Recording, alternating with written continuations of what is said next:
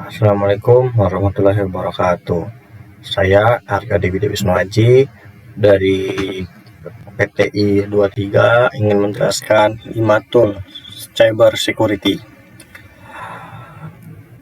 Mohon izin sebelumnya saya menjelaskan yang pertama itu ada Shodan.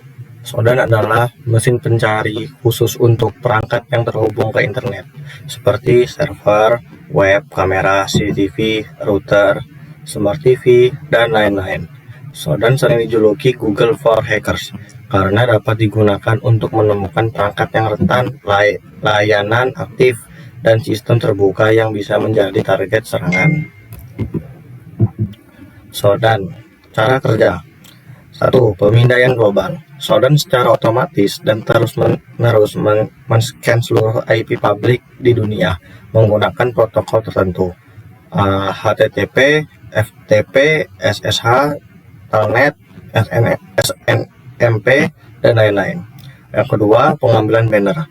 Saat Shodan menemukan perangkat, ia mengambil banner informasi, yaitu metadata dari layanan yang berjalan seperti nama perangkat, versi software, port yang terbuka, lokasi geografis, sertifikat, SSL, TLS, headers, dan dari HTTP response.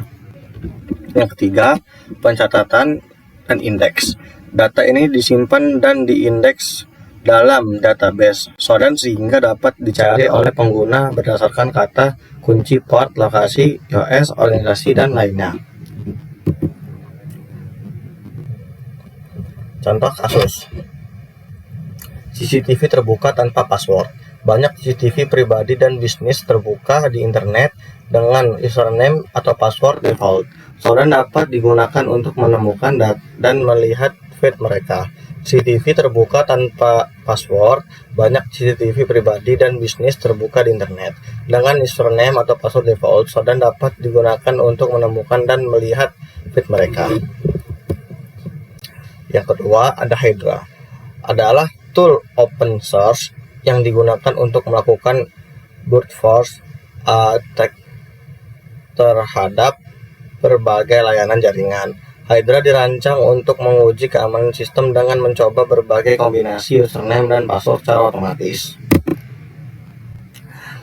Hydra fungsi utama. Yang pertama ada brute force login. Hydra mencoba berbagai kombinasi username dan password dari forklift atau distro untuk login ke layanan tertentu, misal SSH, FT, Telnet, HTTP, atau HTTPS, login, form, MB, Windows, file sharing.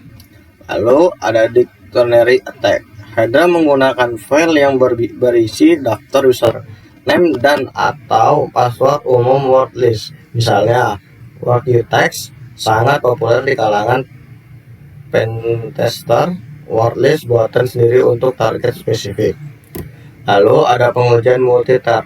Hydra mendukung multithreading, artinya bisa melakukan banyak percobaan login secara paralel dan cepat. Ini membuat proses brute force jauh lebih efisien dibandingkan manual.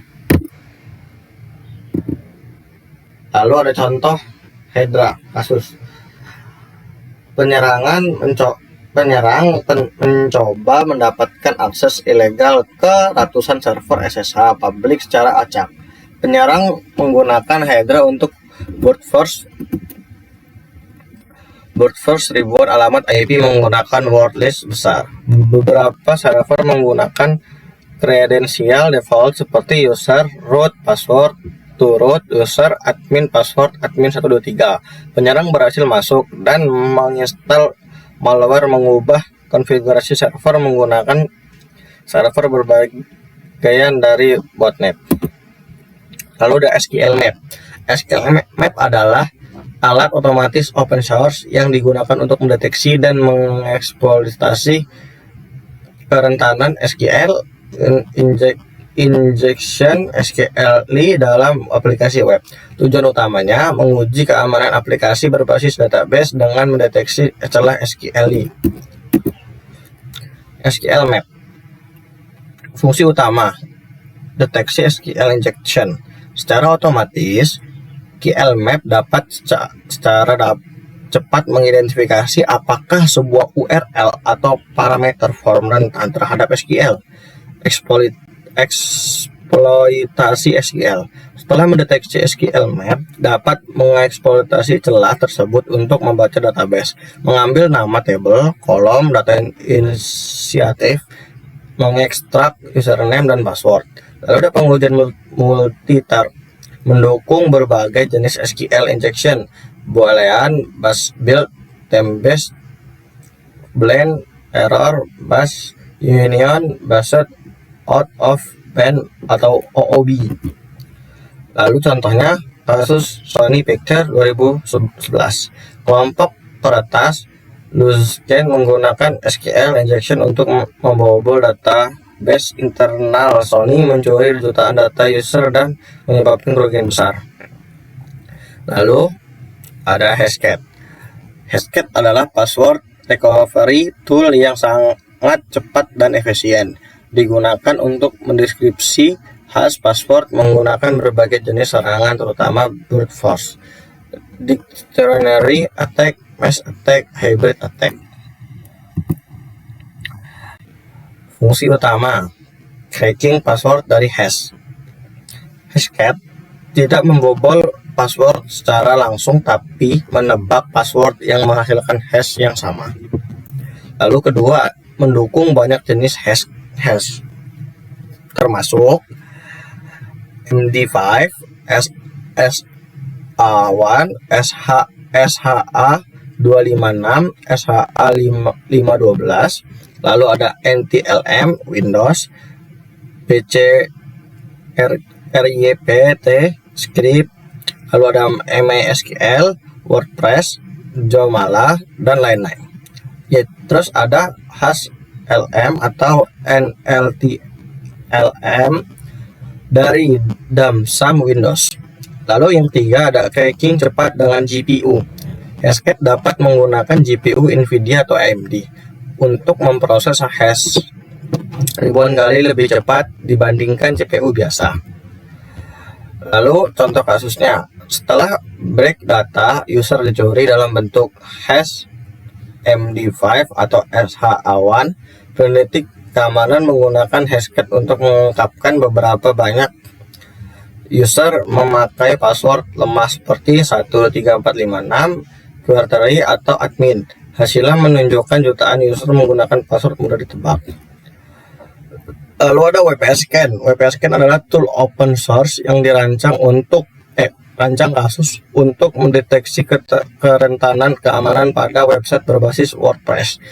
Dibuat oleh tim WP Scan dan disponsori oleh Automatic, perusahaan di balik WordPress.com. Bisa dijalankan via CLI, command line interface, dan API untuk automation. Lalu fungsi utamanya mendeteksi informasi WordPress. WPS mampu mengumpulkan informasi dasar dari website WordPress seperti versi WordPress, tema aktif, plugin yang terinstall, user yang terdaftar, user enumeration. Lalu kedua, mendeteksi kerentanan vulnerability scan. WPS Scan dapat menemukan plugin atau tema yang rentan, memberitahu celah yang diketahui berdasarkan database CV. Menganalisis apakah WordPress core memiliki versi lama dan rentan. Lalu yang ketiga, enumerasi username enumeration. WPS Scan bisa mencoba menebak daftar user WordPress, khususnya admin, editor, dan lain-lain. Misalnya dengan mencoba author sama dengan 1, atau author atau admin, atau melakukan scan XML, RPC, atau REST IP. Contoh kasusnya, kasus plugin WPS GDPR Command Line 2018. Plugin ini memiliki kerentanan yang memungkinkan user bisa mengubah pengaturan situs privilege escalation. WPS Scan dapat mendeteksi plugin ini dan memberi peringatan ke admin bahwa plugin perlu diperbarui. Oke, thanks for watching. Terima kasih telah menonton. Wassalamualaikum warahmatullahi wabarakatuh.